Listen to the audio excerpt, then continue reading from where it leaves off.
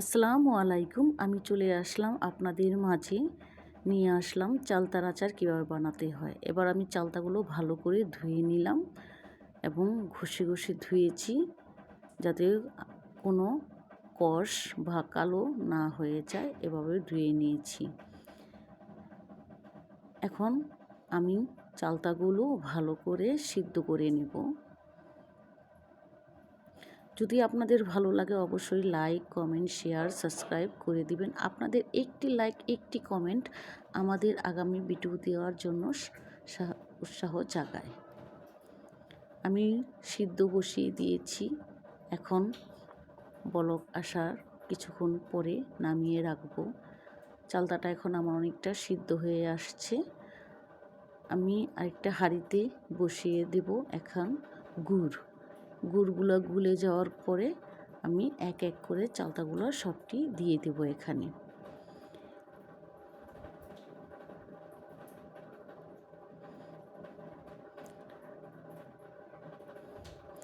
এখন আমি শুকনো মরিচ তেলে ভেজে নিয়েছি এবং শুকনো করে গুঁড়ো করে নেব পাঁচফোড়ন সাথে। যারা বেশি ঝাল খাবেন তারা অবশ্যই বেশি বেশি করে মরিচ দিবেন, আর যারা কম ঝাল খাবেন তারা পরিমাণ মতো ঝাল দিবেন। আমি আচারটা বসিয়ে দিয়েছি, এখন অপেক্ষা করার পালায় আছি।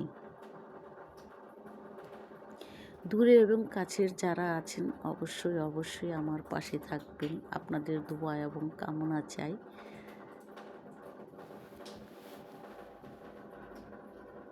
দিয়ে দিলাম স্বাদ মতো লবণ।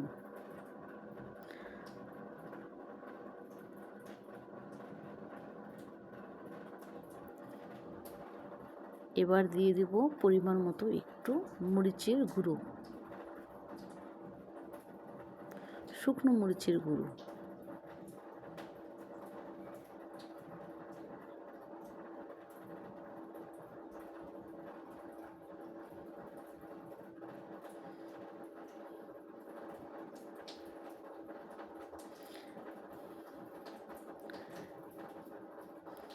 আমি এখন ভালো করে উল্টিয়ে পাল্টিয়ে নেড়ে চেড়ে নেব আচারগুলো। দিয়ে দিলাম পাঁচফোড়ন গুঁড়ো, সে পাঁচফোড়ন আর শুকনো মরিচ যে গুঁড়ো করে রেখেছিলাম সেগুলি।